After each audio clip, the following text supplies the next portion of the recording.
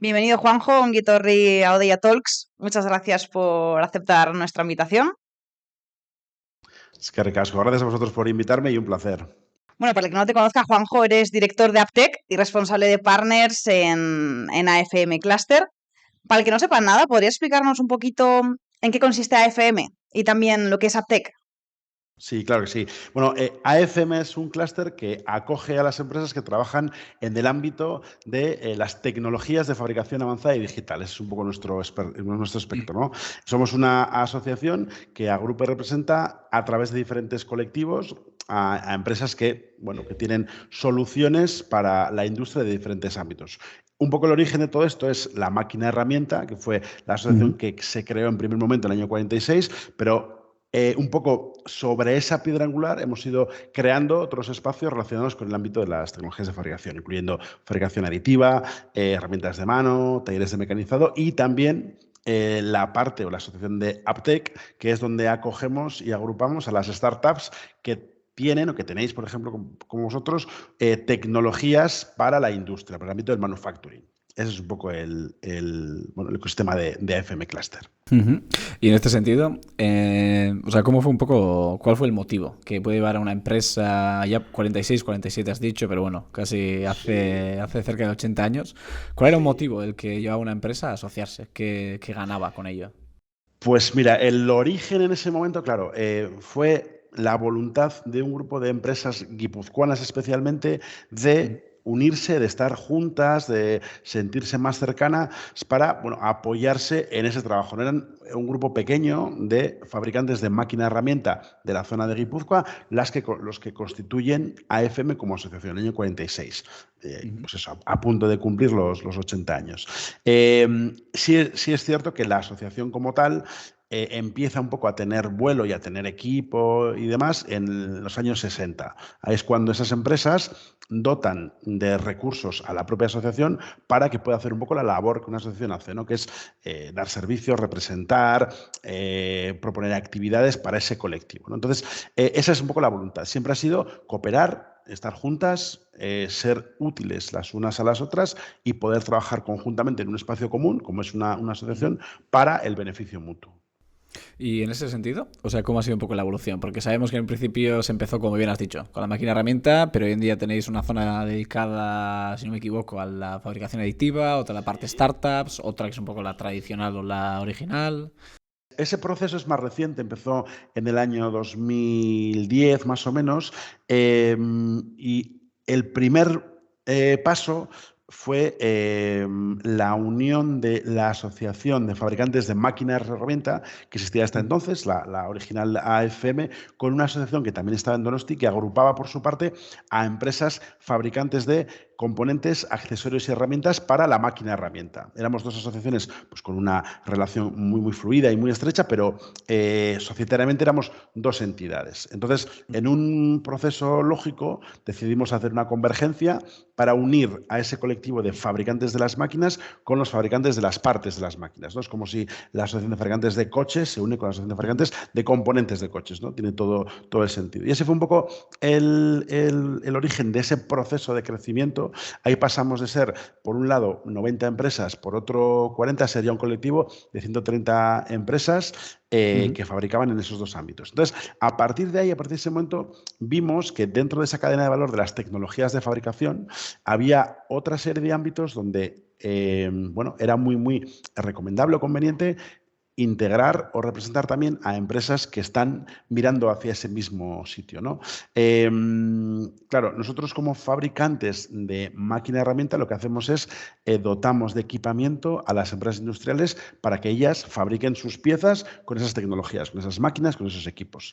Y lo mismo hacen otras tecnologías, por ejemplo, la fabricación aditiva. Como bien decías, fue una asociación que se creó en el año 2014 porque no existía como tal una asociación de empresas del ámbito aditivo e impresión 3D, siempre mirando hacia la industria, ¿no? Que es donde nosotros miramos. Por eso decidimos crear Edimat, que fue esa primera nueva asociación que creamos en AFM, y después de ADIMAT llegaron AFMEC con talleres de mecanizado, porque tampoco estaban cohesionados, ¿no? Y al final, bueno, es cierto que los talleres de mecanizado son, por supuesto, clientes de la máquina herramienta, se equipan con esas tecnologías para fabricar, pero también son proveedores, ¿no? Muchas de las partes que van a las máquinas las fabrican ellos, ¿no? Entonces, ahí decidimos crear un espacio donde no había ninguna asociación para acoger a esos talleres, y actualmente es un colectivo de 200 talleres de mecanizado a nivel de toda España. También integramos una asociación que ya existía con fabricantes de herramientas de mano. La antigua Ramex, ahora es Queen. También son un colectivo de fabricantes, es decir, tienen un proceso productivo y son muy cercanos a lo que es la fabricación industrial.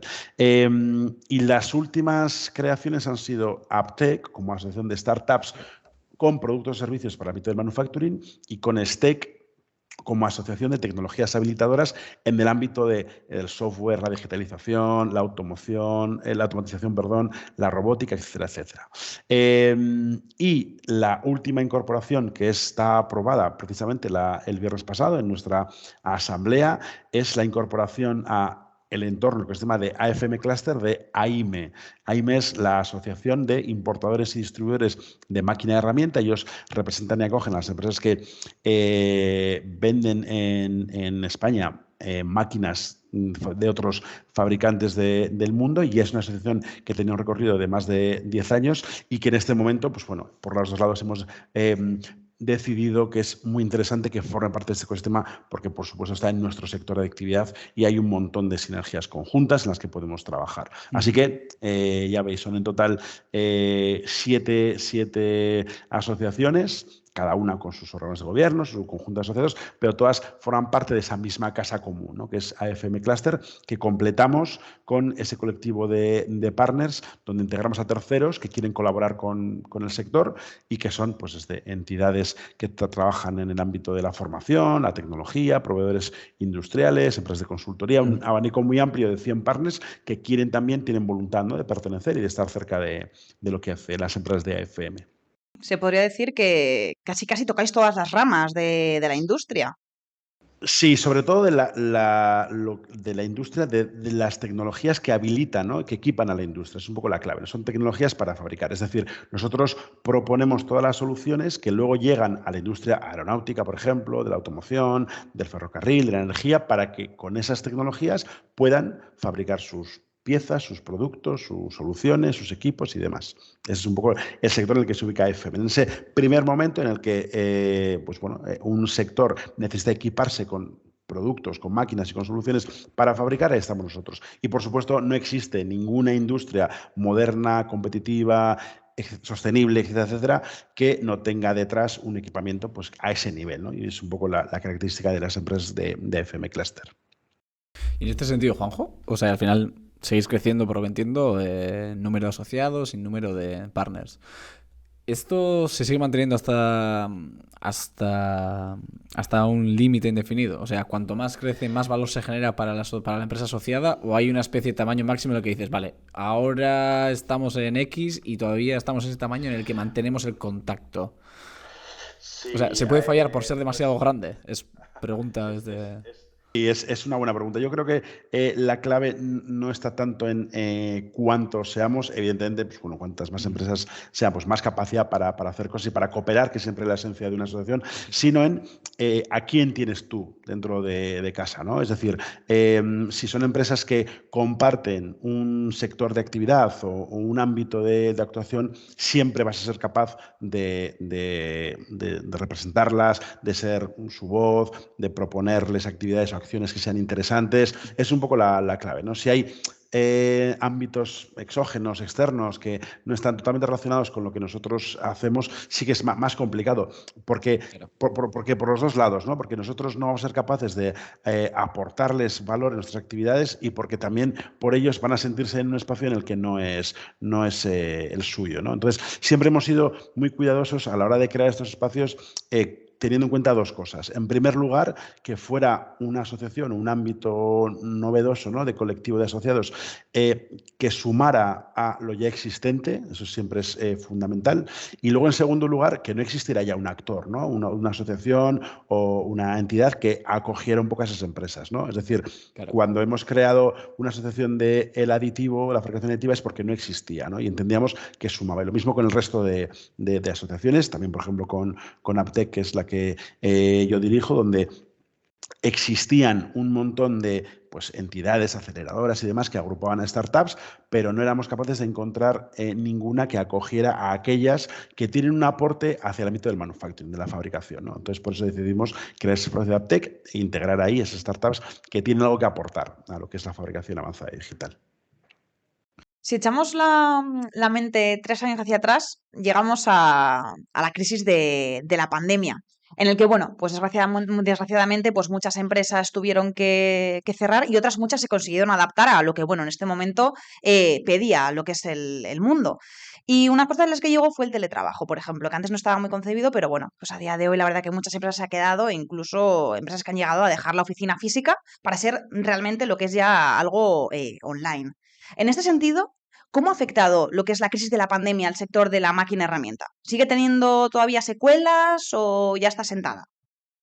Pues mira, nosotros ahí tenemos un termómetro muy útil y es que mes a mes un grupo muy representativo, ¿no?, de las empresas del ámbito de fabricantes de máquina herramienta nos dan su cartera de pedidos, ¿no? Nos dicen, pues bueno, cómo está su situación a nivel de captación, por mercados, por volumen. Entonces, nos permite ver muy bien cómo están las cosas, ¿no? Evidentemente, el año 2020 tuvo unos meses muy duros, ¿no?, de una captación, pues bueno, casi inexistente en esos meses duros de la pandemia, pero es cierto que a partir de verano, en septiembre, y el último tramo del año especialmente, se reinició una captación y una actividad pues más o menos normalizada, ¿no? Y luego, por supuesto, el 2021 fue un buen año y todo eso, esa captación la arrastramos ahora y los datos de facturación están siendo buenos. Entonces, lo quiero decir porque nosotros la pandemia nos afectó evidentemente, pero no a nivel, ¿no?, de nuestra actividad o del riesgo de las empresas, ni mucho menos. Sí que nos afectó, por supuesto, en cómo podíamos actuar, ¿no?, qué cosas podíamos hacer, cómo podíamos trabajar, porque durante mucho tiempo no podíamos ir, ni siquiera podíamos ir o tenemos que ir con restricciones a muchísimos mercados, ¿no? Por ejemplo, China, ¿no?, que ha sido un mercado hasta el que no hemos podido ir físicamente en este año, en abril de este año, y es un mercado pues de los más importantes para nosotros, ¿no? Siempre top 5. Entonces, sí que ha habido una afectación. ¿Qué ha ocurrido? Que hemos notado que las empresas lo que han hecho es buscar soluciones en tecnologías que ya existían, ¿no? Hablabais del teletrabajo, por ejemplo, la capacidad de remotamente solucionar el problema de una máquina en un país al que no puedo ir, donde no me puedo desplazar y hacerlo remotamente con tecnologías de visión remota o de conectividad remota, etcétera, nos ha ayudado muchísimo. Y eso es algo que ya existía, que ya estaba allí, ¿no?, pero que no había llegado el momento de explotarlo, de utilizarlo de una forma tan masiva, ¿no? Y eso sí que nos ha ayudado y, bueno, es una gran ventaja. Y en ese sentido, ahora que hablas de la pandemia y de la necesidad de reinventar el trabajo, joder, nosotros sí que hemos coincidido en alguna feria. Y tú que tienes más visión, ¿cómo dirías que ha afectado eso? Porque todavía, pese a que tengamos muchas alternativas a la manera de relacionarnos más tradicional, es cierto todavía que la industria es como que es un poco tradicional en ese sentido. Y tenemos que ir al sitio, al stand, con el traje, tarjetita, mano. Fue... La industria en general, y yo creo que hasta la máquina herramienta en particular, somos presenciales. Eso es una realidad, ¿no? Nos gusta contacto. Pensad que son proyectos al final, joder, de equipos de mucho valor, que no se venden en un primer contacto, que necesitan, ¿no?, una serie de conversaciones, de trabajo conjunto, etcétera. Y eso lo permite estar cerca, ¿no?, del cliente, de conocer lo que hace, de crear un vínculo, en definitiva, ¿no?, entre proveedor y cliente. Entonces, sí que somos presenciales, sí que lo hemos pasado mal porque, pues eso, en el año 2020 se cancelaron absolutamente todas las ferias que teníamos en el calendario, excepto una, la feria BIMU de Italia. Fueron los únicos que en octubre del 2020 celebraron feria, una cosa muy pequeñita y demás, pero ellos hicieron su feria en el año 2020 y el resto de países y mercados que teníamos en el calendario, pues a ninguno de ellos pudimos acudir, ¿no? Y algo parecido ocurrió también en el primer tramo de 2021, hubo mucho baile de fechas y demás, y todo se reactivó un poco de nuevo, pues bueno, a la vuelta de verano del 21, donde ya empezaron a hacerse ferias, pues bueno, con cierta normalidad, ¿no? Entre ellas, pues por ejemplo, la Feria Plus Industry de Bilbao, que tendremos también ahora en junio de este año, o la Feria EMO, que es la Feria Mundial de Máquina y Herramienta, que en el 21 tocaba en Milán y que también se celebró. También es cierto, claro, que en esos meses en los que no había posibilidad de hacer ferias físicas, no existió una alternativa a las ferias físicas en el ámbito virtual. O sea, sí que hubo pruebas de ferias virtuales y demás, pero ninguna fue capaz, ¿no?, de crear un producto, una solución que fuera sustitutiva de lo que existe, ¿no?, hasta ahora. Entonces, yo creo que ya el año pasado se han retomado las ferias con total normalidad y había muchísimas ganas, os lo voy a confesar. Por ejemplo, el año pasado nosotros celebramos en mayo la BIEM, la Bienal de Máquina y Herramienta, que es nuestro escaparate principal en Bilbao, que vosotros también estuvisteis allí. Y bueno, y ya se notaba, ¿no?, esas ganas de volver a celebrar, de hacer una feria, que en 2020 no se pudo hacer. Y bueno, y es un poco nuestro valor, ¿no?, estar cerca de los clientes, de las personas, de poder mostrar un poco lo que hacemos y contarlo de cerca. Por supuesto, todas las soluciones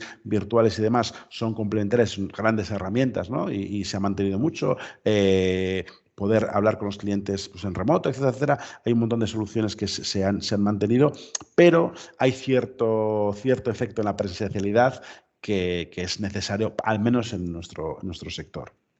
En este sentido, los asociados a la digitalización, ¿cómo lo viven y cómo apuestan por estas nuevas tecnologías? Pues bueno, yo creo que, hablando por ejemplo de los fabricantes de máquina y herramienta, es un sector muy maduro, que han demostrado que son capaces de hacer muy bien sus máquinas y sus equipos, y que ahora mismo están en un momento en el que son conscientes de que deben integrar en su propuesta todas las soluciones del ámbito de la digitalización que les ofrecéis otras empresas que trabajáis en otros ámbitos, ¿no? Y aquí entra todo lo que tiene que ver con la sensórica, con las plataformas, con la realidad aumentada, etcétera, ¿no? Todo lo que se puede ir proponiendo desde los que trabajáis en el ámbito de la digitalización, les tiene que llegar a los fabricantes de las máquinas para utilizarlo en sus propios procesos y también para ofrecérselo al cliente, ¿no? En esos dos sentidos debe funcionar. Entonces, yo creo que ellos son conscientes y estamos en un momento, pues bueno, en el que eso debe ya ser una realidad, ¿no?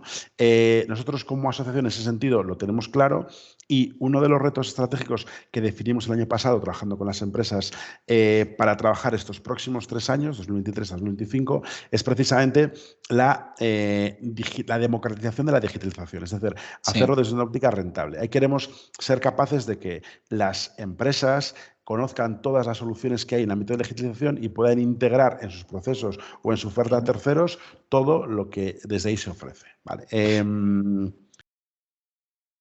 Y perdona, Juanjo, en este sentido, tú que tienes una visión general, ¿crees que hay un área en concreto, un sector en concreto, hay alguna especie de patrón de empresa que sea más puntera a nivel de adquirir nuevas tecnologías? Por ejemplo, siempre se dice que la automoción es como la punta de lanza de la eficiencia o de la incorporación de nuevas tecnologías. Más allá de esa pequeña isla de eficiencia, ¿ves algún otro patrón de tipo de empresa, sector que empiece a innovar en este sentido? Todas en general están haciendo ya, pues bueno, un trabajo como muy constante, ¿no? Y muy dirigido de integración de esas nuevas tecnologías. Además, son conscientes de que es una carrera, un recorrido en el que deben aplicarse, porque su competitividad la va a marcar su nivel de digitalización, ¿no? Y de estar adaptados y contar con todas esas nuevas tecnologías. Entonces, eso ocurre, como has dicho, en los sectores usuarios, ¿no?, los que nosotros servimos, y por supuesto también ocurre puertas adentro. Somos conscientes de que nosotros, para ser competitivos, debemos ofrecer mejores máquinas con mejores soluciones integradas a los clientes. Entonces, eso pasa por hacerlo nosotros primero en casa para luego llevarlo a los clientes. Y ocurre un poco en todos los sentidos. Por ejemplo, En el ámbito de los talleres de mecanizado, pues lo mismo, ¿no? Al final un taller de mecanizado lo que hace es recibe el plano de parte de un tercero que le encarga una serie de piezas con esas geometrías y lo que hace es fabricarla para ellos. Pero hay un montón, ¿no? de soluciones que se pueden integrar en cuanto a la optimización de ese proceso productivo, la digitalización del propio taller, y también son conscientes de que deben trabajar en eso e integrarlo para ser los elegidos, ¿no? Por decirlo así, a la hora de que alguien les contrate la mecanización de una pieza concreta. En el anterior podcast contamos con Leire Madariaga, directora de Transformación Digital y Emprendimiento en el Gobierno Vasco. Con ella hablamos de Bind 4.0, este proyecto que básicamente lo que hace es unir pues, una gran corporate con una startup. ¿Vosotros con Aptec, fomentáis esto de alguna manera? ¿O tenéis algo del estilo similar? Sí, pues mira, y precisamente lo tenemos gracias al equipo al trabajo de Leire Madariaga y de su equipo, porque bueno, pues que cuando creamos Aptec en el año 2019, pues una de las primeras tareas fue pues, hablar con la administración con la que siempre nos hemos tenido una relación excelente, y específicamente pues en el caso de Leire y del equipo de Esprit, para trasladarles un poco eso, ¿no? Lo conveniente que sería que un programa similar a Albain, o que de alguna forma los retos que tienen las pymes industriales también pudieran ser solucionados y contaran con propuestas por parte de las startups. Entonces, ellos decidieron diseñar el programa Bind SME Connection, que está ahora mismo en su segunda edición, que precisamente trabaja en eso, ¿no? Que fomenta eso, fomenta que las pymes industriales del País Vasco puedan lanzar los retos tecnológicos que tienen para que las startups podáis aplicar y podáis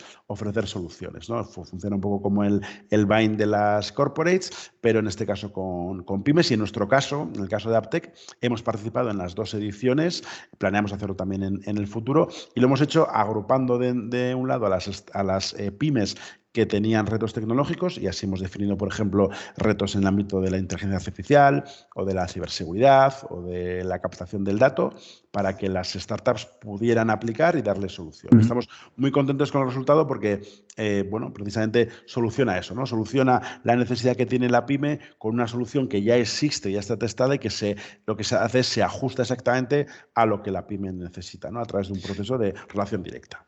Y en este sentido, Juanjo, ¿cómo dirías que se perciben en el mundo, en el segundo sector, las startups? ¿Somos como los punkis que hemos ido a hacer ruido con la cresta naranja, o es esta gente que viene con ganas y que viene a revolucionar mi empresa? Pues un poco de eso puede haber. Yo también tengo que decir, claro, mi relación con las startups ha sido mucho más intensa, ¿no? A partir de la creación de Aptec y del trabajo con esta asociación. Y yo creo que, claro, nosotros tenemos el foco puesto en un ámbito muy concreto, ¿no? Que es las startups, como digo, que tienen producto o servicio para el ámbito del manufacturing. Entonces, yo creo que ahí, en ese espectro, en ese ámbito, en ese segmento, la aproximación siempre que he visto es muy profesional, ¿no? Es de gente, por ejemplo, que viene del mundo industrial, que tiene una idea, una solución o una aplicación y que la desarrolla, y que, bueno, que por supuesto la viabilidad o el recorrido financiero de la startup es algo importante, pero no está tan vinculado a ese concepto de startup pelotazo, por decirlo así, ¿no? Que tenemos igual en el mundo de la startup tecnológica. Claro, eso es. Sí, Entonces, totalmente. claro, entonces, bueno, esa es un poco nuestra sensación, ¿no? Que la propuesta viene siempre de startups, de empresas, joder, que son serias, que están bien trabajadas y que tienen un cariño especial, ¿no? Y una aproximación que funciona muy bien, ¿no? Realmente creen mucho en lo que hacen, y eso es algo que da, bueno, para mí es muy valioso, y a la vez tienen una voluntad de vinculación con el cliente, ¿no? Y de trabajar junto con él y hacer un desarrollo potente. Y luego, eso en cuanto a un poco cómo son como empresas, y luego las personas que yo he encontrado dentro de esas startups, joder, pues son gente muy capaz, ¿no? Es, bueno, gente con una idea, no son tampoco tan jóvenes, algunos sí, pero quiero decir que no hay, ¿no? Es un perfil igual mucho más similar al de la empresa industrial normal, que a lo que podríamos pensar esa idea preconcebida que tenemos, ¿no? De lo que es una startup perfil Silicon Valley, por decirlo así, ¿no? Sí. Sí, al final tiene sentido, ¿no? O sea, nosotros también sí que estamos viendo que el mundo de la industria, a pesar de que seas una startup, es como que no tienes joder, pues los efectos burbuja no se pueden dar tanto. Este perfil de visionario es importante, pero al final estás hablando con gente que es o financiero o financiera, o ingeniero o ingeniera, y claro, estás con el Excel a la derecha todo el rato. Entonces es verdad que todo tiene que estar muy aterrizado. Y es un entorno como de no bullshit. En plan, vale, qué guay la visión que tienes y hasta dónde nos vas a llevar, pero venga, ven adentro. Y acércate a mis procesos, ¿no? No es tanto esta empresa que tiene una red social que va a revolucionar el mundo con fotos y filtros, sino que tienes que meterte en las tripas, entre maquinarias, entre líneas, entre ISOs. Ya hace falta una especie de conocimiento previo relativamente alto para empezar el paso cero de fundar tu startup industrial. Estoy súper de acuerdo, Jonan. Yo creo además que, claro, el papel lo aguanta todo, el pitching lo aguanta todo, Sí, ¿no? sí. Bueno, ahí puedes vender un poco lo que sea, pero luego la realidad es que cuando empiezas a trabajar en una empresa, pues esa empresa tiene sus tiempos, sus procesos y necesita la solución, ¿no? Y necesita que eso Sí. funcione. Entonces sí que bueno, hay que trabajar de otra forma. Y luego también decir que del lado de las pymes es verdad que a veces, pues bueno, se ve un poco la startup como invasiva y demás, pero yo creo que ellos también ya son conscientes un poco de que necesitan ese aliado. Es fundamental, porque los que aportáis temas, nuevas tecnologías, innovación abierta y demás, joder, habéis llegado a un sitio en el que la pyme por sí misma nunca sería capaz de llegar, ¿no? Entonces, para hacer ese desarrollo que vosotros ya proponéis y que, por supuesto, tendrá un trabajo de ajuste a la necesidad de la empresa, si quiere llegar ahí la pyme necesita mucho tiempo del que no dispone, ¿no? Entonces ya son conscientes de que esa colaboración es necesaria y yo creo que cada vez más se están casando los dos lenguajes y con una facilidad y un trabajo conjunto pues muy meritorio, ¿no? Y para mí eso es especialmente reseñable, ¿no? Bueno, genera mucha alegría, por supuesto. Siguiendo el hilo de las startups, Juanjo, ¿podrías contarnos el éxito de alguna startup que no sea software o ya si no sea éxito, un proyecto destacable? Y no vale decir los de Madit, que eso los tenemos fichados. Bueno, yo creo que hay buenos ejemplos, ¿no? Tampoco quiero igual individualizar en ninguno, pero claro, nosotros al trabajar en un sector muy concreto, los casos de éxito como más visibles son aquellos de startups que han sido capaces, ¿no? De orientar un poco su solución a la necesidad concreta de la máquina herramienta, ¿no?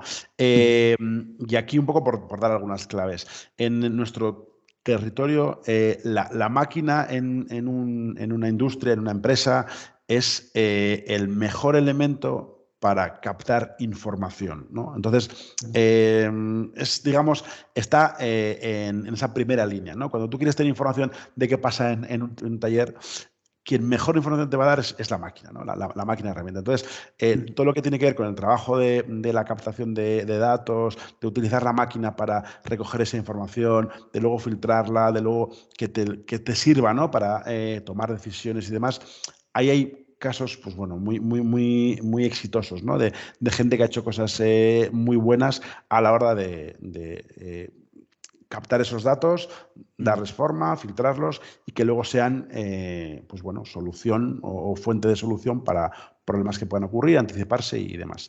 Y también la parte de las plataformas, ¿no? Del ámbito de la digitalización, de que esté la empresa conectada a todos los niveles. También ha habido casos pues bueno, muy buenos de éxito, ¿no? Pero ya te digo, por no individualizar, pues todas y cada una de las más de 100 startups que están en Aptec tienen una orientación, pues bueno, muy trabajada y yo creo que un aporte de muchísimo valor para cualquier empresa industrial. Y en este sentido, Juanjo, hablando un poco de bueno, sobre todo de la digitalización, ¿no? Que es como la primera oferta o la mayor oferta que hacen estas startups, vimos un poco, yendo a los documentos, a nuestra historia, entre 2007 y 2013, en Italia y Francia las exportaciones se redujeron un 10 y un 7% respectivamente. Pero vimos que en España aumentó un 13%.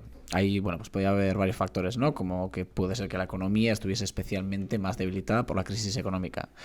Aquí, si lo llevamos un poco a la situación de 2020 y sustituimos la crisis exclusivamente económica de 2008 con esta pandemia y crisis económica y necesidad de, como decías, ¿no? De reinventar el mundo de la industria, el mundo del trabajo. O sea, ¿dirías que ha pasado lo mismo con la digitalización? Que fue, bueno, un marrón, pero a su vez una especie de impulso necesario para acelerar ese cambio. Pues sí, la verdad es que un poco sí. En esa crisis financiera que afectó pues, muy fuertemente a España, nos salvó de alguna forma ese trabajo que ya veníamos haciendo durante muchos años de mirada al exterior, ¿no? De ir hacia otros mercados. Llevamos mucho tiempo como sector vendiendo en todo el mundo. Teníamos ya un nivel de exportación por encima del 60% en general, más en el caso de las máquinas. Entonces, es cierto que cuando, claro, tu mercado interior, que es donde más te gustaría vender, ¿no? Porque también al final es mucho más sencillo o más asequible vender un equipo a una empresa que esté en Burgos, por ejemplo, que venderla en Shanghái, ¿no? Entonces, pero cuando tienes ya el trabajo hecho de ir, mirar hacia afuera, de tener contacto con industrias en otros mercados, de estar presente en países industrializados, pues cuando tienes que acelerar un poco eso es mucho más sencillo. Y como dices, igual pasó un poco en el año 2020, ¿no? De repente nos vimos que no podíamos desplazarnos, que no podíamos llevar a nuestros montadores a instalar las máquinas, que no podíamos llevar a nuestros técnicos a repararlas, que teníamos que hacer cosas de formas distintas, y ahí las herramientas ya existían. Entonces sí que se aceleró un poco toda esa implementación de soluciones del ámbito de digitalización, que ya os digo que hasta ahora pues, se han continuado y en muchos casos se siguen usando porque son herramientas óptimas, ¿no? para hacer ese trabajo. Y por ir cerrando, Juanjo, si nos está escuchando, imagínate, un responsable de una empresa de entre 50 y 200 empleados, ¿cómo animarías a esa empresa que está empezando el camino de la digitalización a colaborar con una startup? Pues yo le animaría diciéndole que seguramente esa colaboración sea inevitable, ¿no? Entonces, que se ponga a trabajar desde ya en ello, porque es interesante. Al final, una empresa industrial que tiene un buen producto, su grado de competitividad lo va a marcar su evolución, ¿no? Su evolución tecnológica. Entonces, en ese sentido, hay espacios, como decía, donde ya hay otras empresas, especialmente startups, que tienen innovaciones, pues bueno, con muchas capacidades, innovaciones muy punteras que sirven un poco, ¿no? Para hacer ese trabajo. Entonces, es interesante tanto que para optimizar su propio proceso de fabricación como su propuesta hacia el cliente, empiece ya a trabajar en eso, ¿no? Y ahí, por ejemplo, si me permitís, quiero contar un proyecto que nos ilusiona muchísimo, ¿no? Desde AFM Cluster, que es reciente de este año, que se llama el proyecto Taller 1000, y es un proyecto que está apoyado por la Diputación de Guipúzcoa, en el que vamos a trabajar con 30 talleres de mecanizado de aquí, de Guipúzcoa, para hacer un trabajo en 3 fases. En primer lugar, un diagnóstico de ver, bueno, cómo está su estado en el ámbito de la digitalización. En segundo lugar, una propuesta, ¿no? De dónde pueden mejorar o dónde hay campos de mejora. Y en tercer lugar, un trabajo ya con los que sois proveedores de soluciones del ámbito de la digitalización o del mundo 4.0 para implementar soluciones en esos talleres. Y, por supuesto, las propuestas pueden venir de cualquier startup, de cualquier empresa proveedora, ¿no? Será en talleres guipuzcoanos, pero con propuestas que vengan de cualquier sitio. Entonces, creemos que es bueno, una iniciativa súper interesante porque nos permite eso, ¿no? Nos permite empezar a aplicar soluciones en talleres que lo necesitan con tecnologías con las que ya contamos en la casa, ¿no? Y eso es un proyecto que iremos haciendo durante este año, en el que ya el pool de proveedores de soluciones lo tenemos, porque sois las empresas que formáis parte de Aptec, iremos trabajando con esos talleres para implementar esas soluciones en cada uno de los ámbitos que ellos necesitan, ¿no? Y por supuesto es un proyecto que si funciona bien como esperamos y estamos seguros, pues en el futuro seguiremos poniéndolo en marcha, trabajando en el mismo.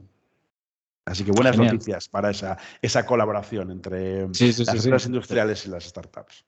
Pues Juanjo, si te parece, cerramos con esta buena nueva que nos traes desde AFM. Y, joder, por nuestra parte, nada, agradecerte que hayas sacado 45 minutos de la agenda, que sabemos que no tienes demasiados.